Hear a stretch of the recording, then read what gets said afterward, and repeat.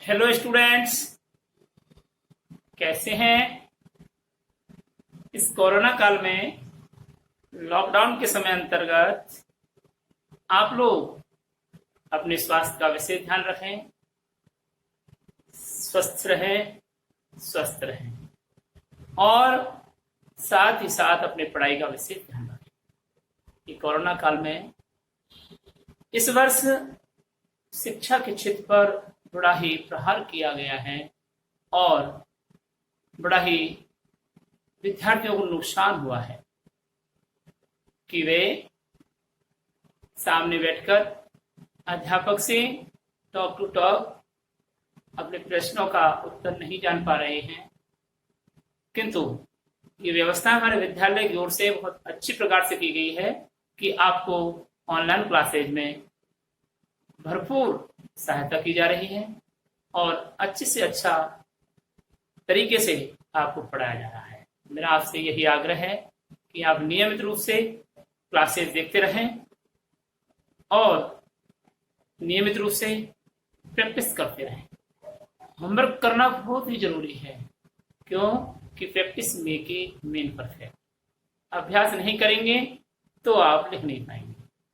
हालांकि सरकार का ये प्रयास रहा है कि कोर्स को कम किया जाएगा, लेकिन फिलहाल आप जब तक निर्देश नहीं आते हैं तब तक अपने पाठ्यक्रम के अनुसार नियमित रूप से क्लास लेते रहें। आपके लिए पूरी साल ऐसा ही कार्यक्रम रहता रहेगा। जब तक विद्यालय नहीं खुलेंगे तब तक इसी प्रकार का उपक्रम चलता रहेगा। आप मनोयोग से अध्ययन करें और अपनी रुचि बढ़ाएं और अपनी योग्यता में निखार लाएं। आइए हम आपके सामने लक्ष्मण परशुराम संवाद का अंतिम पार्ट 6 हम लक्ष्मण परशुराम संवाद का अंतिम पार्ट 6 आपके सामने उपस्थित करते हैं। देखिए, इस पार्ट के अंतर्गत कवि तुलसीदास जी ने लक्ष्मण परशुराम संवाद को बड़े ही रोचक ढंग से प्रस्तुत किया है। दोनों में वाद विवाद होता है। अंत में जब स्थिति नाजुक होने लगती है तो स्वयं भगवान श्री राम को खड़े होते हैं और लक्ष्मण को समझाते हैं और परशुराम जी से क्षमा याचना करते हैं। तुलसीदास जी कहते हैं, तुम तो कालुहा क्यों जनी लावा, बार बार मुहे लागी बुलावा। सुनत लखन की वचन कठोरा, परशु सुधार धरो कर होरा।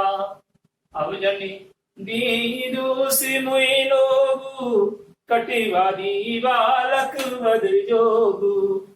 बाल विलोक बहुत में बाचा, अब बहु मरनिहार भाषाचा। कौशिक कहा क्षमीय अपराधो, बाल दोष गुण गनईन साधु। खर कुठार में अकुरन कोही, आगे अपराधी गुरुद्रोही। उतर देत छोड़ो विनु मारे, केवल कौशलशील तुम्हारे। न तई काठी कुठार कठोरे, बुरे उरने होत्यो श्रम थोरे। आइए भवार्थ पर। तुम तो काल हाकु जन लावा, बार बार मुई लागी बुलावा। कवि तुलसीदास जी कहते हैं कि लक्ष्मण परशुराम जी के क्रोध जनित वचनों को सुनकर उन पर व्यंग कटाक्ष करते हैं और कहते हैं कि हे मुनिवर, आप तो ऐसे लग रहे हैं मानो तुम तो काल हाक जन लावा, कि साक्षात यमराज को हाँक कर मेरी ओर ला रहे हैं और बार बार मुही लागी बुलावा। और बार बार मुही यानी मेरी ओर उसे बुला बुला करके ला रहे हैं। तुम तो साक्षात यमराज को ऐसा लगता है मानो हाँक कर ला रहे हो और बार बार मुही लागी बुलावा, और बार बार उसे मेरी तरफ बुला रहे हो कि मारो लक्ष्मण को, ले जाओ लक्ष्मण। ऐसे सुनत लखन के वचन कठोरा, परस सुधार धर्यो कर घोरा। लक्ष्मण के इस प्रकार कटु वचनों को सुनकर के, कठोर वचनों को, कड़वे वचनों को सुनकर के परशुराम जी ने अपने हाथों में फरसे को संभाल कर धारण, भयंकर फरसे को संभाल कर धारण कर लिया। सुनत लखन के वचन कठोरा, परस सुधार धर्यो कर घोरा। लक्ष्मण जी के इस प्रकार कठोर वचनों को सुनकर के मुनिवर परशुराम जी ने अपने भयंकर फरसे को संभाल कर हाथों में धारण कर लिया कि अब तो मारेंगे। उठा लिया फरसा काटने के लिए लक्ष्मण को, और कहने लगे कि अब जन रे ये दोष मुए लोगो, कटिवादी बालक बद जोगो। क्या अरे ओ लोगो, अब मुझे किसी प्रकार का कोई दोष मत देना, क्योंकि कड़वे वचन बोलने वाला, कुटिल वचन बोलने वाला यह बालक वध जोगु, वध करने योग्य है। दोनों पंक्तियों का अर्थ देखिए कि अब जनिदी दोष मुहि लोगु, कटुवादी बालक वध जोगु। अरे लोगो, अब मुझे किसी प्रकार का दोष मत देना, क्योंकि यह बालक कड़वे वचन बोलने वाला, यह बालक अब वध करने योग्य है। बाल विलोक बहुत में वाचा, अब यूं मरनिहार भाषाचा। और मैंने इसको बालक समझ करके, बालक है ऐसा देख करके मैंने इसे बहुत बार बचा लिया है, अर्थात मारने से बचा लिया है, छोड़ दिया है। अब यह मरनिहार भाषाचा। और अब सचमुच में, वास्तविक रूप में, सचमुच में अब यह मरने ही योग्य है। कौशिक कहा क्षमिए अपराधो, बाल दोष गुण गनइन साधु। तब कौशिक विश्वामित्र जी बोले कि हे मुनिवर, बालक के अपराधों को क्षमा कर दीजिए, और बाल दोष गुण गनइन साधु। सज्जन लोग जो होते हैं वो बालक के गुण दोषों के बारे में गिनती नहीं करते हैं। कौशिक कहा क्षमिए अपराधो, बाल दोष गुण गनइन साधु। हे विश्वामित्र जी बोले कि परशुराम जी बोले कि हे विश्वामित्र जी, बालक के अपराधों को क्षमा कर दीजिए। बालक है, संत लोग, साधु लोग बालक के गुण दोषों की गिनती नहीं करते हैं। खर कुठार में अकरुण को ही, आगे अपराधी गुरुद्रोही। यह दुष्ट फरसा, कुल्हाड़ा भी कहा है, तो यह मेरा भयंकर फरसा मेरे सामने है, और मैं करुणाहीन, अकरुण यानी करुणा से रहित, और मैं करुणाहीन क्रोधी हूं, और मेरे आगे मेरे गुरु का विद्रोह करने वाला अपराधी खड़ा हुआ है। गुरुद्रोही क्यों कहा है लक्ष्मण को? क्योंकि परशुराम जी ने लक्ष्मण को धनुष का भंजन करने वाला मान लिया, और वह धनुष परशुराम जी के गुरु शिव जी का था, इसलिए शिव जी के धनुष को तोड़ने वाला गुरु जी का शत्रु हुआ, गुरु का द्रोही हुआ। इसलिए यहाँ पर स्पष्ट किया है कि हे मुनिवर, मेरे हाथों में यह मेरा भयंकर फरसा है, और मैं करुणाहीन हूँ, क्रोधी हूँ, और मेरे सामने मेरे गुरु का विद्रोह हुई, अर्थात गुरु का शत्रु और मेरा अपराधी सामने खड़ा हुआ है। तुम्हारे नताहि काटी कुठार कठोरे, उन्ने गुरु ही उन्ने हो त्यो श्रम थोरे। कि हे कौशिक, हे विश्वामित्र जी, परशुराम जी कहने लगे कि हे विश्वामित्र जी, सॉरी दोबारा रिपीट कर रहा हूं कि परशुराम जी की इस प्रकार क्रोधपूर्ण वचनों को सुनकर के लक्ष्मण जी कहने लगे कि हे मुनिवर, मुझे तो ऐसा लग रहा है मानो तुम साक्षात यमराज को हाथ कर ला रहे हो और बार बार मेरी तरफ उसे बुलाते हुए पुकार रहे हो। इस प्रकार लक्ष्मण की कठोर वचनों को सुनकर के परशुराम जी, महर्षि परशुराम ने अपने हाथों में भयंकर फरसे को संभाल कर धारण कर लिया और कहने लगे कि हे लोगों, अब मुझे किसी प्रकार का कोई दोष नहीं देना, क्योंकि यह कड़वे वचन बोलने वाला बालक अब वध करने योग्य है। मैंने इसे बालक समझकर, बालक जानते हुए देखकर बहुत बार छोड़ दिया, बचा दिया। अब यह निश्चित रूप में ही सचमुच में मरने योग्य है। हे विश्वामित्र, मरने योग्य है। इस प्रकार के परशुराम जी के वचनों को सुनकर के विश्वामित्र मुनि ने परशुराम जी से विनम्र भावना में कहा कि कौशिक कहा क्षमीय अपराधु, बाल दोष गुण गनई न साधु। कि हे परशुराम, हे मुनिवर, बालक के अपराध को क्षमा कर दीजिए। बालक के गुण और दोषों को साधु लोग नहीं गिना करते हैं। विश्वामित्र जी के इस प्रकार के वचनों को सुनकर मुनि परशुराम जी कहने लगे, खर कुठार में अकुरन को ही, आगे अपराधी गुरुद्रोही। कि मैं करुणाहीन, क्रोधी हूं और यह मेरा भयंकर फरसा मेरे पास है और मेरे सामने, मेरे आगे गुरु से विद्रोह करने वाले अपराधी के रूप में लक्ष्मण खड़ा हुआ है। उत्तर देत छोड़ियो बिनु मारे, केवल कौशिक सील तुम्हारे।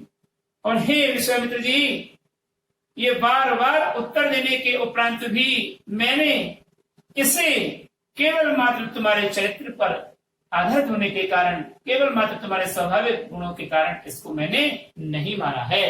यानी तुम्हारे स्वभाव के कारण मैंने बार बार उत्तर देने के उपरांत भी, अक्षम अपराध करने के उपरांत भी मैंने इसे बिना मारे छोड़ दिया है। नतहि काटी कुठार कठोरे, गुरहि गुरनि होत्यु श्रम थोरे। परशुराम जी कहने लगे, नहीं तो इसको यही इस भयंकर फरसे से काट देता और थोड़े ही परिश्रम में गुरु के ऋण से मुक्त हो जाता। न तो यही काट कुठार कठोरे, नहीं तो यही पर से काट देता भयंकर फरसे से। तो अन्वय क्या अर्थ करेंगे, नहीं तो मैं इसे यही पर मेरे भयंकर फरसे से काट देता और थोड़े से परिश्रम में ही गुरु के ऋण से पूर्ण हो जाता, ऋण मुक्त हो जाता। गादिशून कह हसी, मुनि हरि सूझ, आयु में खान ने ऊख में अजहू ने बूझ अबूझ। गादी ऋषि के पुत्र विश्वामित्र जी ने मनी मन में हंसते हुए, हृदय में हंसते हुए कहने लगे। गादी ऋषि के पुत्र विश्वामित्र जी मनी मन में यानी हृदय में हंसते हुए कहने लगे कि इस मुनि परशुराम जी को तो सभी अपने ही अनुकूल दिखाई दे रहा है, सूझ रहा है, अर्थात हरा ही हरा सूझ रहा है। अरे ये लक्ष्मण तो लोहे का बना हुआ खांडा है, न कि गन्ने का बना हुआ खांड। तो यह श्लेष अलंकार है। एक शब्द एक बार आए और अर्थ 2 बार या अधिक बार निकले, वहां श्लेष अलंकार होता है। तो यहाँ श्लेष अलंकार का उल्लेख किया गया है कि आयु में खांड ने ऊख में। यह लक्ष्मण लोहे का बना हुआ खंडा है, न कि चीनी का, यानी न कि गन्ने की बनी हुई शक्कर या खांड। अजहू, इतना कुछ अजहू, इसके उपरांत भी, इतना जानने के उपरांत भी यह नहीं जानते हैं और अज्ञानी बने हुए हैं। न बूझ अर्थात नहीं जान रहे हैं, और अबूझ और अज्ञानी बन रहे हैं। तो इस दोहे का दोबारा से अर्थ कर रहा हूं कि गादी ऋषि के पुत्र विश्वामित्र जी मनी मन में हंसते हुए कहने लगे कि मुनि परशुराम जी को सब कुछ अपने ही अनुकूल दिखाई दे रहा है, अर्थात हरा ही हरा दिखाई दे रहा है। अरे यह लक्ष्मण तुम लोहे के खाने के समान है, न कि गन्ने की बनी हुई शक्कर के समान, जो मन में आए जो खा जाओ। इतना जानते हुए भी ये नहीं जान रहे हैं और अज्ञानी बन रहे हैं। कयहु लखन मुनि सीन तुम्हारा, को नहीं जानो विदित संसारा। परशुराम जी के इस प्रकार क्रोध जनित वचनों को सुनकर के लक्ष्मण जी कहने लगे कि हे मुनिवर, आपके स्वभाव और चरित्र के बारे में इस संसार में कौन नहीं जानता। कयो लखन मुनि सील तुम्हारा, सील चरित्र स्वभाव। हे मुनिवर, तब लक्ष्मण कहने लगे कि हे मुनिवर, आपके चरित्र के बारे में इस संसार में कौन नहीं जानता है। सब विदित है, अर्थात सारा संसार जानता है। माता पिता ही उरिन भयनी के, गुरु ऋण रहा सोच बड़ जी के। माता पिता का ऋण तो तुमने भली भांति चुका दिया, लेकिन गुरु का ऋण कैसे चुकाया जाए, ये आपके हृदय में उथल पुथल मचाए हुए है, सोच विचार बढ़ा रहा है। जी के यानी हृदय में। गुरु ऋण रहा सोच बढ़ जी के, बढ़ाई सोच यानी बढ़ाई सोच विचार उत्पन्न कर रहा है हृदय में कि गुरु का ऋण किस प्रकार चुकाया जाए। माता पिता का ऋण तो आपने भली भांति चुका दिया, माता पिता के ऋण से तो ऋण हो गए, लेकिन अब गुरु का ऋण रहा है, यह सोच आपके हृदय में बड़ा ही कष्टकारी बना हुआ है। सोजन हमरे ही माथे काढ़ा, दिन चली गई ब्याज बढ़वाढ़ा। इसलिए अब हमें ऐसा लग रहा है मानो उस गुरु के ऋण को आप हमारे माथे काट रहे हैं, अर्थात आप हमारे मत्थे थोप रहे हैं, हमारे सिर पर थोप रहे हैं कि तू काट, तू दे गुरु का ऋण। सोजन हमरे माथे काढ़ा, दिन चली गई ब्याज बढ़वाढ़ा। अब आनी है, दिन चली गए, दिन बहुत व्यतीत हो गए हैं, अब तो ब्याज भी बहुत बढ़ गया होगा। व्यंग वचनों में लक्ष्मण ने परशुराम जी से कहा कि हे मुनिवर, माता पिता के ऋण को तो आपने भली प्रकार से ऋण मुक्त कर लिया, अर्थात चुका दिया, अब तो गुरु का ऋण शेष रहा है, जो तुम्हारे हृदय में उथल पुथल मचा हुआ है, सोच विचार उत्पन्न कर रहा है। इसलिए अब तुम उस गुरु के ऋण को हमारे मत्थे मढ़ रहे हो। अब तो बहुत दिन बढ़ गए हैं, तुम्हारा ब्याज भी बहुत बढ़ गया होगा। इसलिए क्या करना चाहिए, अब आनिए व्यवहारिया बोली, तुरंत दे मैं थैली खोली। हे मुनिवर, अब जाइए और किसी हिसाब किताब करने वाले व्यवहारी या व्यापारी को बुलवा लाइए, मैं तुरंत अपनी थैली खोल करके तुम्हारा कर्ज चुका दूंगा। तुरंत दे मैं थैली खोली, मैं तुरंत खोल करके अपनी थैली खोल करके और तुम्हारे ऋण को चुका दूंगा। जाओ और किसी हिसाब किताब करने वाले व्यापारी को बुलाकर ले आओ, आनिए यानी ले आओ। सुनी कटु वचन कुठार सुधारा, हाय हाय सब सभा पुकारा। इस प्रकार अति व्यंग वचन सुन करके परशुराम जी क्रोधित हो गए और लक्ष्मण जी के कठोर वचनों को सुनकर के अपना फरसा उन्होंने संभाल लिया, कुल्हाड़ा उन्होंने संभाल लिया। और इस प्रकार से जब राजसभा में बैठे हुए राजाओं ने देखा तो सभी राजसभा पुकार पुकार करके हाय हाय करने लगी कि हाय लक्ष्मण गयो काम से, हाय लक्ष्मण गयो काम से, हाय हाय। रघुवर परसु दिखावहु मोही, विप्र विचार बचौ न पिरोही। मिले ने कबहु सुभटुरन गाढ़े, द्विज देवता घर ही के बाड़े। हे मुनिवर, परशुराम जी इस प्रकार परशुराम जी के द्वारा फरसे को संभाल कर हाथों में भली भांति संभालते हुए देखा तो सारी राजसभा पुकार पुकार करके हाय हाय करने लगी, अर्थात दुख व्यक्त करने लगी। और इस प्रकार उनको देख करके, परशुराम जी के इस व्यवहार को देख करके लक्ष्मण कहने लगे कि हे मुनिवर, हे ब्राह्मण श्रेष्ठ, बार बार मुझे ये फरसा क्या दिखा रहे हो? रघुबर परस दिखावहु मोही, विप्र विचार बचो नृप द्रोही। हे मुनिवर, ये मुझे क्या फरसा दिखा रहे हो? अरे मैंने तो तुम्हें ब्राह्मण समझ करके, हे राजाओं के शत्रु, मैंने तो तुम्हें ब्राह्मण विचार करके, ब्राह्मण समझ करके बचा दिया, छोड़ दिया था। मिले न कबहु सुबटुर गाढ़े, द्विज देवता धर घर ही के वाणे। और हे ब्राह्मण देव, तुम तो घर के वाणे में ही शोभा देते हो, घर के आंगन में ही शोभा देने वाले हो। तुम्हें अभी तक युद्ध भूमि में कोई वीर पराक्रमी योद्धा से पाला नहीं पड़ा है। मिले न कबहु, कभी नहीं मिले हैं सुभट वीर पराक्रमी योद्धा रणगाढ़े बीच युद्ध में, अर्थात युद्ध भूमि में तुम्हें कभी कोई वीर योद्धा से पाला नहीं पड़ा। हे द्विज देवता, हे ब्राह्मण देवता, आप तो घर ही के वाड़े, घर के ही वाड़े में शोभा देते हो, घर के ही आंगन में शोभा देते हो। इस प्रकार लक्ष्मण के अपमानित वचनों को सुनकर के सारी सभा क्या कहने लगी कि अनुचित कहीं सब लोग पुकारे, रघुपति सय नहीं लखन निवारे।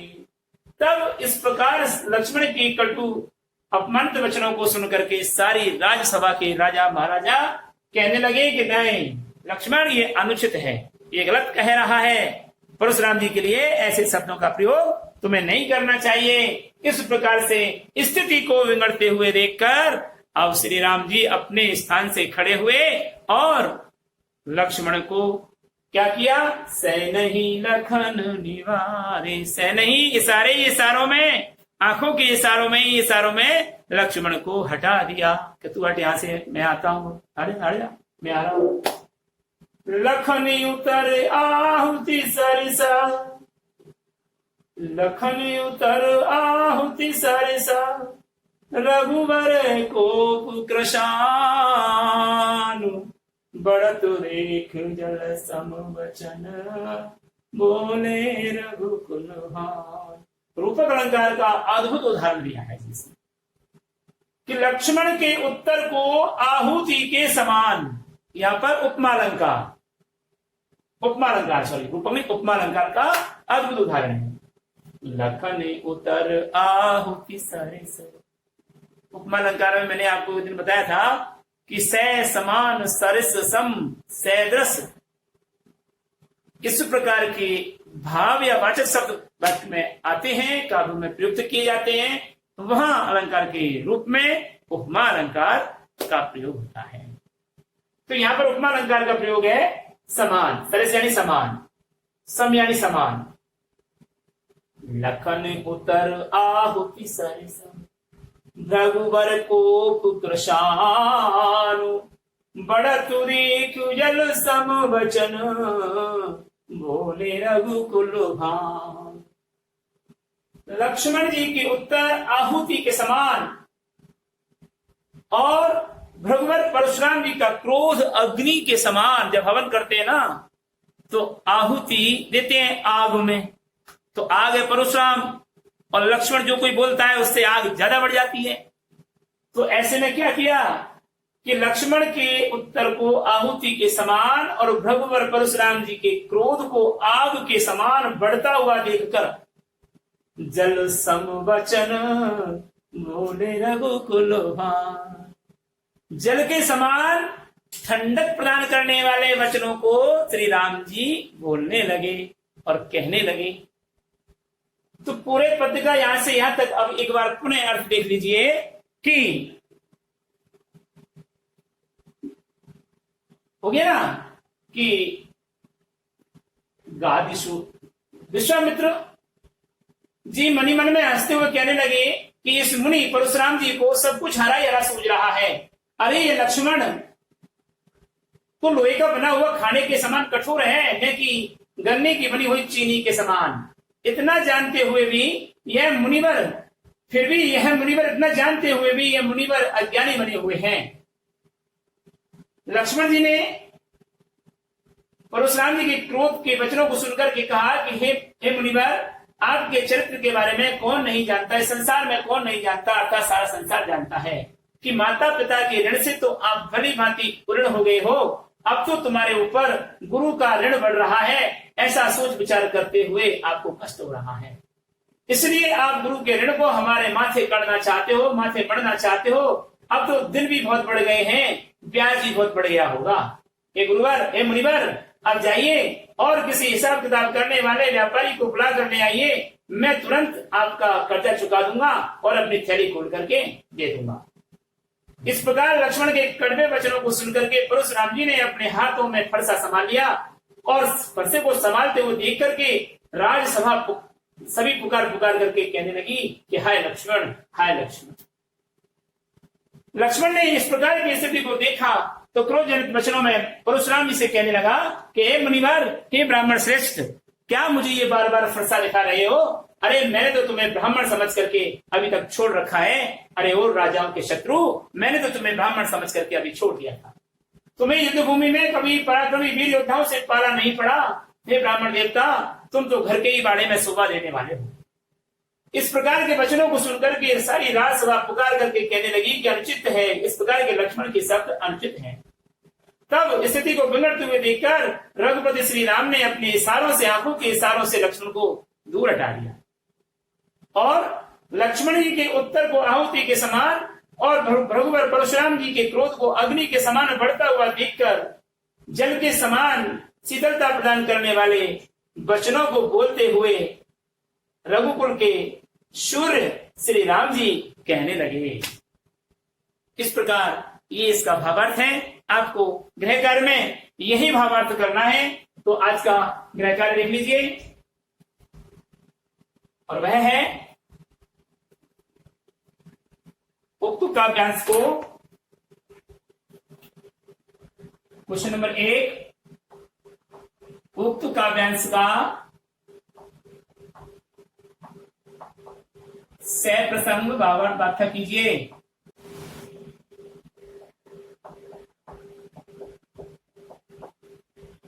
ठीक है, अगले वीडियो में आपसे फिर मिलेंगे। तब तक के लिए इजाजत चाहते हैं। नमस्कार।